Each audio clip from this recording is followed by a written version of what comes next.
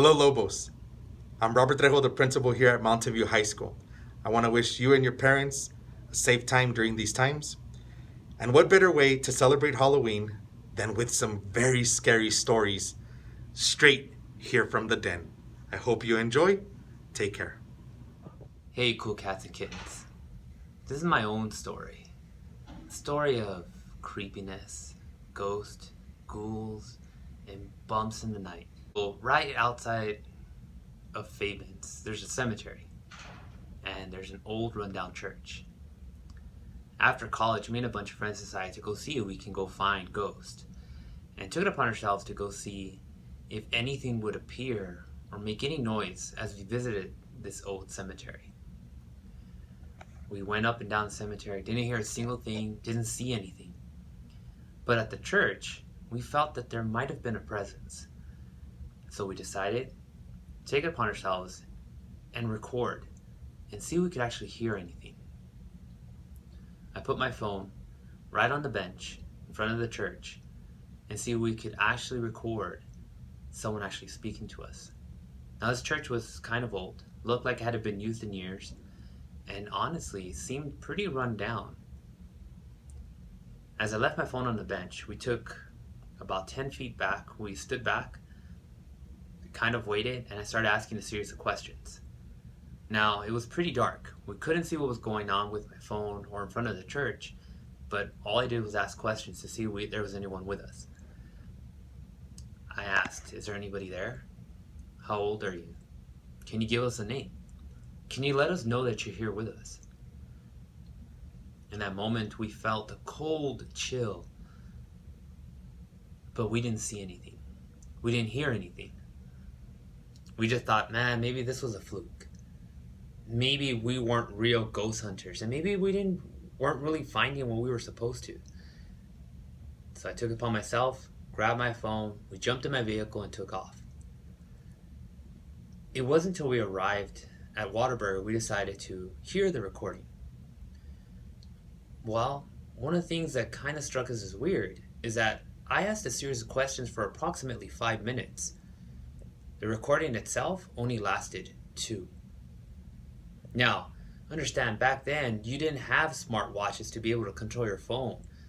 This was an old Palm Pilot phone that honestly you had to physically have touched it in order for it to actually stop the recording. So we decided to play back the recording and see if we heard anything. In that moment, you can hear me asking a series of questions. There was a faint whisper at one point of the recording, but we couldn't understand or hear what it was.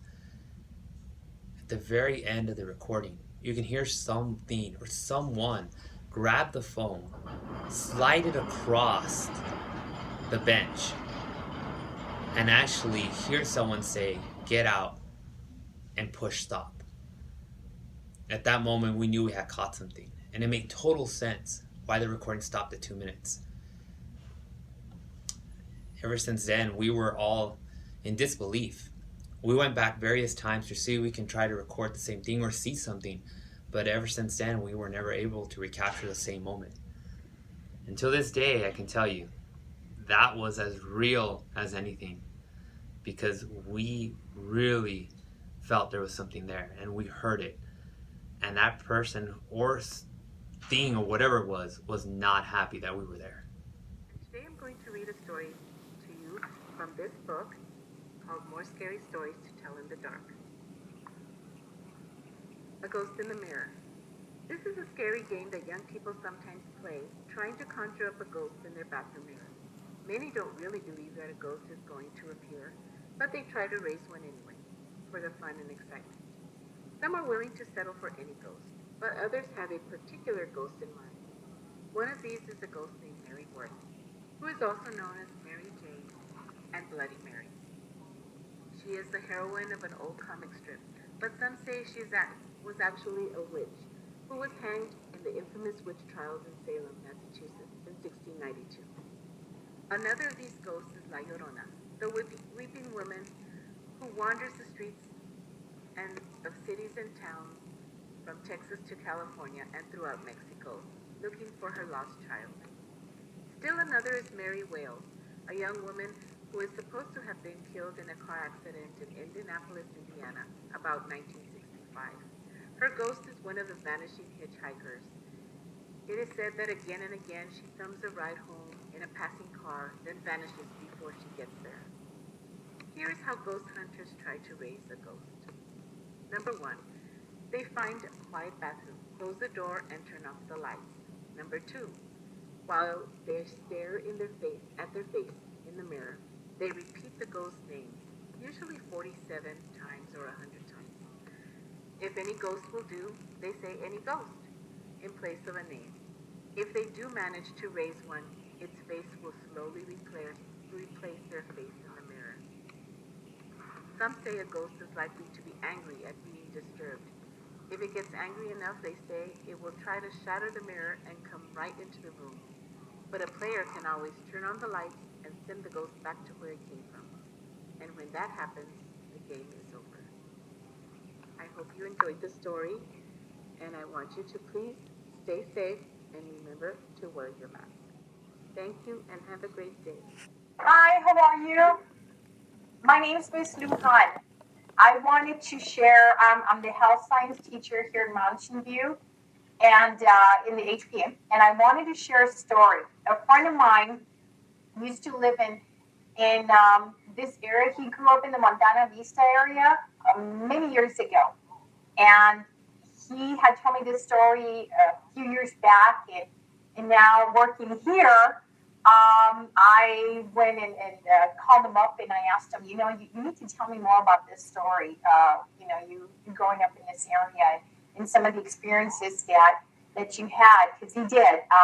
So this house that he lived in, that him and his parents, his family lived in, when they were little. So it was his parents, himself, and his younger brother growing up, and it was a 2-bedroom house. And this 2-bedroom house, so they lived there for a few years. They had a lot of issues. They had a lot of issues living in there. They had a dark presence that would come out at night and would leave when the sun would go up. But every time that the sunset would hit, you would see this presence that would come in.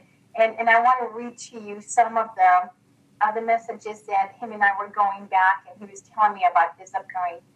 So this house that he lived in, he says they had to move out of the house. He said that it was way too crazy. The neighbors called the cops because of people screaming and fighting inside of the house. When the cops got there, they heard the commotion. They broke in the back door of the house. So what had happened is that they had gone out to dinner, and nobody was left at home. The neighbors heard a woman that was screaming and sounded as if she was being murdered.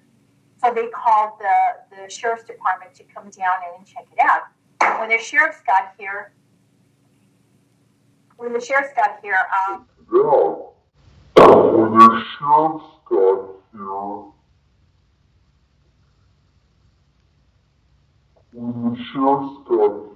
got here, when the sheriffs got here, they had they heard the commotion. They heard the screaming and yelling inside the house. They broke in the house through the back, and they found absolutely nothing. They did leave a note telling them, we were here, we heard commotions, but they left. So when the cops got there, they had heard the commotion. They broke in through the back door. No one was in the house. They left a note and got out of there. Okay, so they would some of the things that would happen at their house was that it was making his brother sleepwalk at night. And it was something that his brother had never done before until they had moved into that house, and his brother was sleepwalking. There was another time where him and his brother had bunk beds, and he used to sleep on the top of the bunk because he was older. So one of the times that entity, that spirit, had pushed him so hard that it hit a glass window that was right behind the bed, and eventually he had fallen down. from the bunk bed. Um, also, and this was like in the middle of the night, and so they started naming him the Shadow Man. And so this Shadow Man had run one of the other times he had seen the Shadow Man run down the hallway into his parents' bedroom, and had jumped into the bed with his parents. His parents were still awake, and they couldn't move. They literally saw some shadow dive himself into the bed, and the parents were frozen. They just couldn't move. They couldn't believe what was happening. And so there was other instances where they they actually would find footprints and handprints. Like it would make a mess out of the kitchen, out of the house. It would start throwing things everywhere. It was literally trashing the house inside. And one of the times they had, I guess, tipped over some flour, and you can see the footprints on the floor and on the walls, and the handprints as well. So they had footprints on the carpet, hand stains on the ceiling. The parents would also get a knock every night at 3 a.m. in the morning. So outside the window, somebody would be knocking at 3 a.m. It was every single night. And those were some of the things. It would move furniture as well. One of the times they had a cousin of theirs had spent the night, and she had fallen asleep. And so this presence, this shadow man, had gone over to her legs and started pulling her legs and started pulling the sheets off of her. Nobody had told her about this shadow person. They didn't want to scare her, but she did have an experience with it, and she just assumed it was the boys, it was her cousins that was doing all of this. And she went down over there and said, "What are you doing?" And they were asleep. They were actually asleep and weren't aware of what was happening to her. And so those were just some of the things that happened throughout the years that they were living over here in this area. And so at night, usually when the sun would set as well, they would hear the dogs bark a lot. So the dogs were always barking, and then when the sun would come out, then the dogs they were fine. Everything was like back to normal. It was as if nobody, like if there was was not a presence. But eventually they had to move out. It was not a very good entity that was in their home and was starting to hurt the boys. And so the parents just decided to move out. But he did do research as an adult and told me that there were shadow people. I don't know if you guys have ever heard of a shadow person. It's like a shadow figure, a perception of a shadow that's living, and it's actually interpreted as the presence of a spirit or by another entity. It's like a paranormal thing that you had back in the days, Native Americans that were living down over here. And so that's the story that I've got, as far as that friend of mine that used to live over here. I do have, it was just ironic that I do have three students that also saw the shadow here. We left early.